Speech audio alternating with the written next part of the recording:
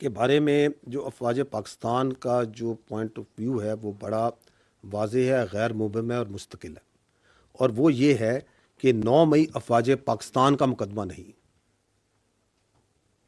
یہ عوام پاکستان کا مقدمہ ہے۔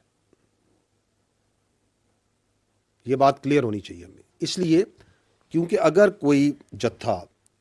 کوئی مسلح گروہ، کوئی پرتشدد گروہ اس طریقے سے اپنی مرضی اور سوچ اور مسلط کرنا چاہے معاشرے پہ، اور اس طرز عمل کو قانون کے مطابق اور آئین کے مطابق نہ روکا جائے، تو آپ کے ہمارے اس معاشرے کو ہم کس طرف لے کے جائیں گے؟ جہاں تک آپ نے سزاؤں کا ذکر کیا، لیکن 2023 میں اعلیٰ عدلیہ کے فیصلے کی روح میں جو عمل تھا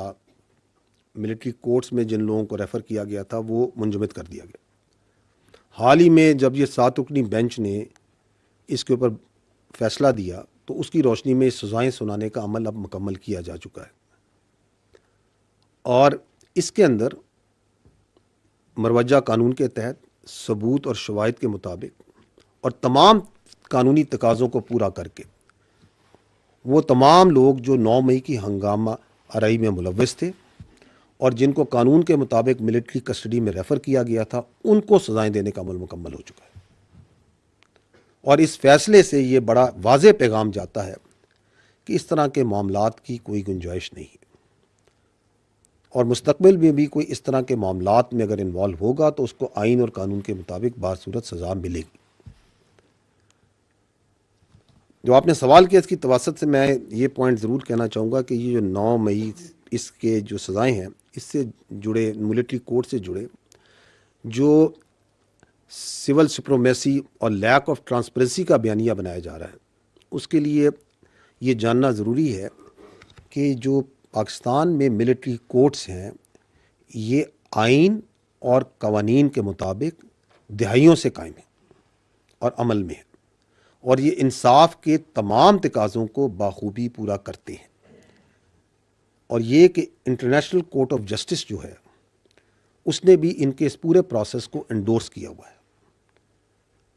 آپ کو یہ معلوم ہونا چاہیے کہ ملٹری کورٹس میں جو ملزمان ہوتے ہیں ان کو اپنا وکیل کرنے، اپنا ایویڈنس پیش کرنے، اپنے گواہ لانے، کراس ایگزامینیشن کرنے اور دیگر تمام قانونی حقوق مکمل طور پہ حاصل ہوتے ہیں، اور اگر سزا ہو جائے اور وہ مجرم اور تو ان مجرموں کو نہ صرف یہ کہ کورٹ آف اپیل میں چیف آف آرمی سٹاف سے پٹیشن کر سکتے ہیں، ہائی کورٹ میں اپیل اور سپریم کورٹ میں اپیل کا بھی انہیں حق حاصل ہے، اور یہ بھی آپ کے سامنے مسلمہ حقیقت ہے کہ یہ فیصلے بھی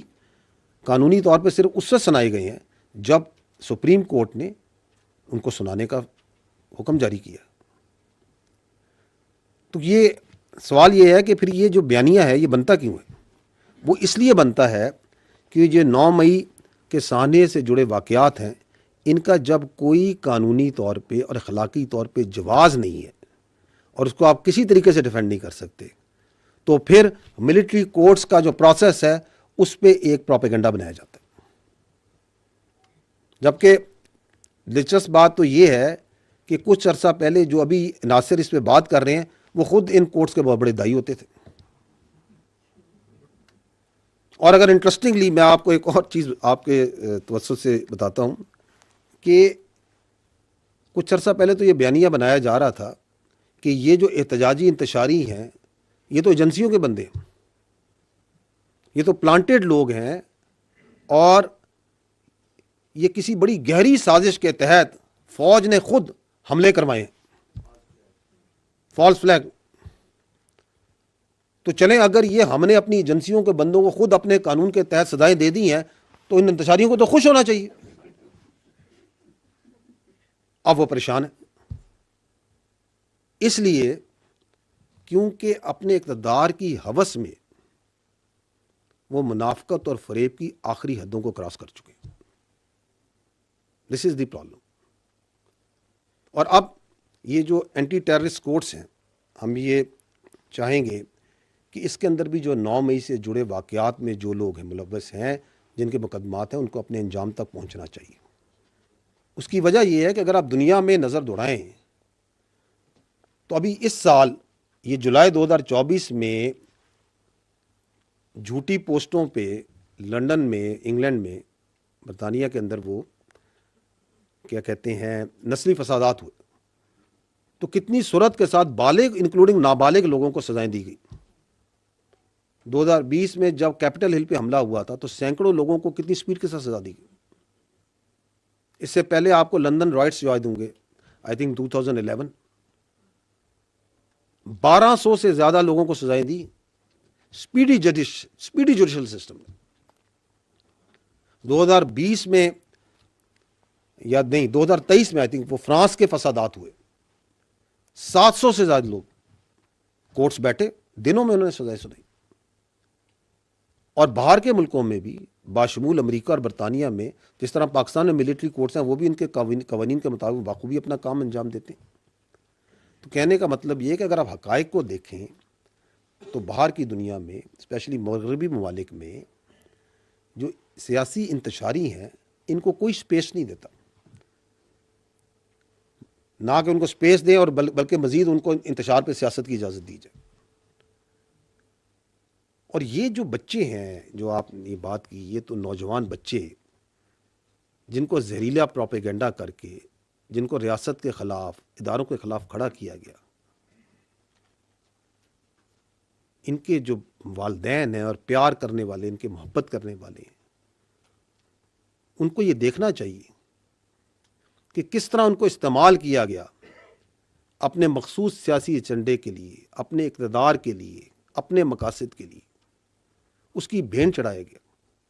یہ نوجوان تو ہمارا اثاثہ ہیں،